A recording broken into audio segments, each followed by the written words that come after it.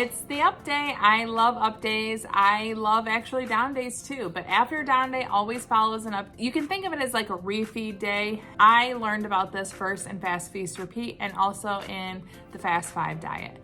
Those two books are something I would highly recommend that you read. I also have a playlist on what a down day is, what an up day is, and why I do them. If you're interested in that, I will pin that playlist in the comments. But this is a demonstration of an up day for you. So I'm gonna walk you through when I break my fast, the foods that I eat, and just overall a visual of what an up day looks like for me. And every single person can implement this differently. The way I learned to do it is you always want to refeed yourself after you have little or no food the prior day. So my down days, I tend to do 500 calorie meals, but not always. And then the up day is definitely more. I don't count calories, I don't count macros, I don't limit myself, and I don't diet. I do that for peace of mind, for the joy of eating. I love to eat. That's why intermittent fasting really works well for me. I focus on times and then I'm free to eat. It sounds kind of counterintuitive until you're a seasoned faster that people that really enjoy eating can really do well with fasting.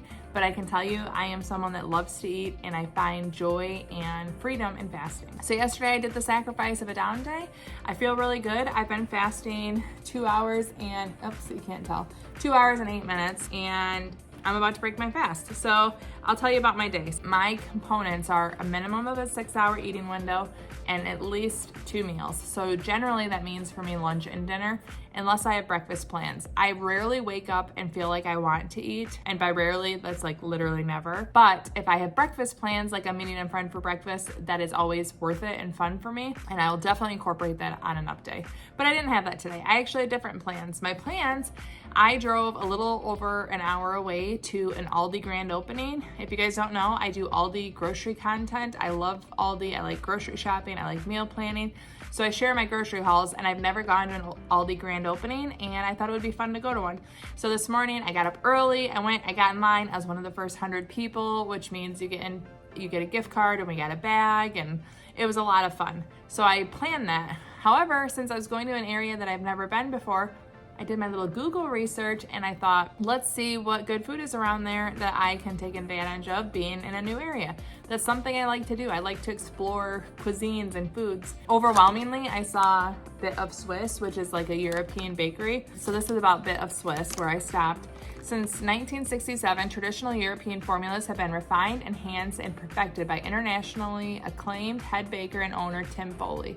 Bit of Swiss artisan breads, pastries, and cakes are made from scratch daily using only the finest ingredients. No preservatives, made from scratch, and refined European flavor. One of the top 10 artisan bakeries in the US. So you know, when I'm a mile away, I need to stop. I was so excited to add this, and it was why I planned an up day. Something like this, I don't have access to every day. Something like this, I can't just drive down the road and pick it up. So it's worth having a day where I intentionally eat more, and you can apply this to anything. It doesn't have to be that you have access to a top 10 bakery in the world. It could be you're going to a wedding where they're having a buffet that you want to participate in. It could be that you want to meet a girlfriend for brunch and still have dinner with your family. There are so many ways that you can incorporate more eating into your day and intentionally have an up day by having a down day the day before. And that's how I like to implement it. I obviously didn't know what I was gonna pick until I went in there, and let me tell you, it was hard to choose. I did choose 2 things. So today I'm having a pastry after my lunch, and I'm also gonna have a dessert after dinner. I have no guilt about it. I don't do this daily, but I have the freedom to explore, to try new things, and to really look forward to it. Tonight, we will have 4 different pastries for me, my husband, and 2 kids. One of my daughters is gonna be away at a sleepover. So we have 4 desserts. I would be willing to try also any ones that will let me try theirs. I'll share mine. So it'll just be fun. It'll be communal around food, and that's something I really like. Because it was an up day, I took the opportunity to make one of my absolute favorite element beverages, where I mix it with either lemonade, pink lemonade, or Sierra Mist, or sometimes a combination of all 3. And then I put watermelon element that has 1,000 milligrams sodium, 200 milligrams potassium, and 60 milligrams magnesium. It refuels me and it's so good. Right now, Element is offering my listeners a free sample pack with any order. That's 8 single-serve packets free with any Element order. This is a great way to try all 8 flavors or to share Element with a salty friend. Get yours at drinkelement.com/fastingfoodie. That's DRINKLMNT.com/fastingfoodie. Way too good. Now let's get to breaking the fast. I stopped at Pita Way. I've never been here before, but I got a vegetarian falafel wrap. I had a coupon that was about to expire because they're new to the area. In here, I have everything from hummus, pickles, lettuce, falafel, chickpeas, onions, beets, turnips, everything is in here. And this is how I'm breaking my eating window. Before I get asked, I use the Apple Series 7 watch, and it is compatible with my fasting app for 0. I'm at 22 hours, 13 minutes. And let's open this eating window. It's also 11:12, so we'll track times. Woo! I lost a falafel, so this is the first bite of the day. So many wonderful Mediterranean flavors. I want to learn to make more Mediterranean food because I think it's delicious. It's so fresh. Making like Greek bowls, so good. One thing I like about going out to eat is I have access to things like pickled turnips. I don't have that at home, but I can go to a restaurant and access like a variety of different foods that I don't have to keep on hand. Even if I had access to keep pickled turnips at my house, I'm the only one in my family that eats that eats so many different foods. All of the toppings that I put on here, I'm almost the only one in my family that would use it. No one else in my family will use tzatziki sauce right now. But I can go to a restaurant and get it just the way that I want it. I don't have to have a surplus of it on hand. And that's something that I really like about restaurants. And it's one of the reasons that almost any update includes me going out to lunch, because then I can do something that's just what I like. I really like restaurants for that. It's a very personalized meal. I can go where I want. I can pick the food that I want. I can customize it how I want. And it's not like dinner where I have to consider my husband, my 3 kids, and myself, and then you kind of make sacrifices. It's fine, I understand why I'm doing it, but going out to lunch is my favorite, or going to dinner is my favorite, because it's very personal and I have access to anything, basically. Okay, so I ate that. Every single bite was delicious. I picked all the little pieces that fell off. That beet didn't escape my mouth. It was delicious. My husband is actually coming home for lunch. I did pick him up a pita, so he's gonna eat that, but I'm waiting to eat my sweet with him. So I'm gonna marinate in the goodness of that pita and wait for him to bust into my pastry. My first pastry of the day. Okay, Maddie's home. Do you like the selection I picked for you at the bakery? I do. Nice apple pastry. So he has apple. I have pear, almond. But I just want to show you a difference in our marriage. I ate every single dropping of my pita, and I guarantee you he was about to throw that away. Is that true? I was going to offer it to you. I'll eat it. Okay, ready? Let's try it together. Top 10 bakery in the U.S. That is so good. Very good. Very happy with my decision to stop there. I love crust. It's like my favorite thing about desserts. Buttery, absolutely delicious. Almond taste. We're gonna eat these, and I'll see you later. This is so good.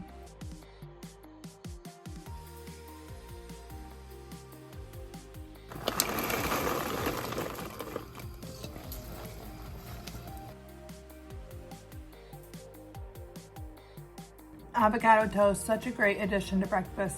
Yum.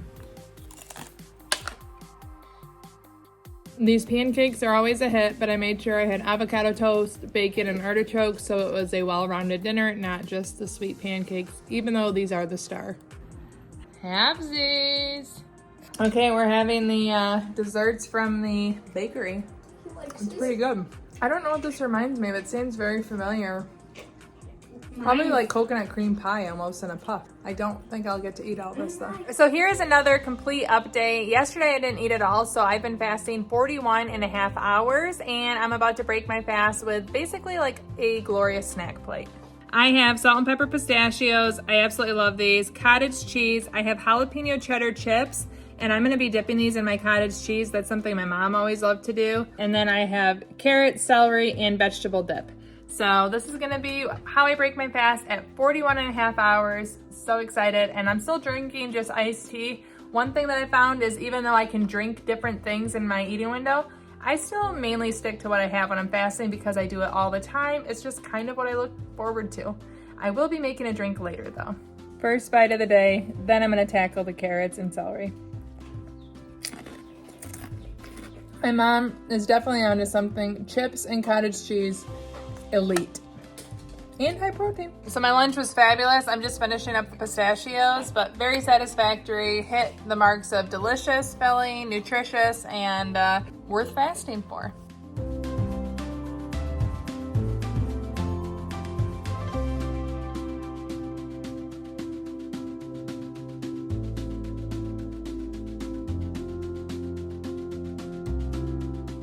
Okay, so usually on up days I do snack a little bit more, but we have a big family dinner tonight, so I don't want to have a lot of snacks and not be super hungry.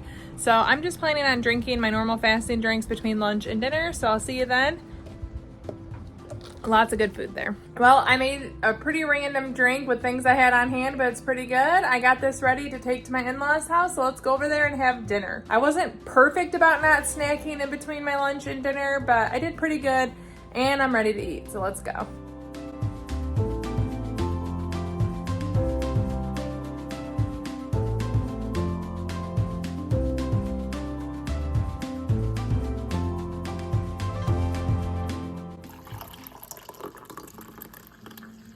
So it's about 11 p.m. after my up day, and I'm finishing it the same way I started, with coffee and water only.